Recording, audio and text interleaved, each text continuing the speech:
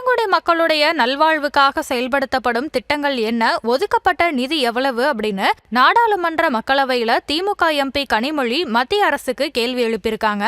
நாடாளுமன்ற மக்களவையில இந்தியால சமூகம், பொருளாதாரம், கல்வி உள்ளிட்ட அளவுகோல்கள்ல மிகவும் பின்தங்கியுள்ள பழங்குடியின குழுக்களோட தற்போதைய நிலை பற்றி அவங்க கேள்வி எழுப்பியிருக்காங்க.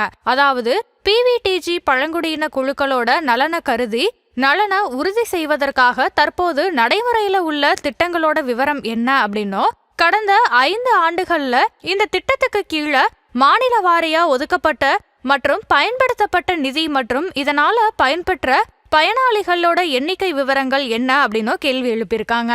தோடர்கள், கோத்தர்கள், குறும்பர்கள், இருளர்கள், பணியர்கள் மற்றும் காட்டு நாயக்கர்களோட நலன் மற்றும் மேம்பாட்டுக்காக இந்த நிதியாண்டுல மானிய உதவி திட்டத்தின் கீழ் தமிழ்நாட்டுக்கு வழங்கப்பட்ட நிதிகளோட விவரம் என்ன, தமிழ்நாட்டுல PVTGs பழங்குடியினர் குறித்த பல நோக்கு ஆய்வுகள் செய்யணும் அப்படின்னு இந்திய சமூக அறிவியல் ஆராய்ச்சி கவுன்சிலின் அழைப்பு விடுத்துள்ளதற்கு அரசு என்ன பதில் சொல்ல போகுது அப்படின்னு கேள்வி எழுப்பியிருக்காங்க.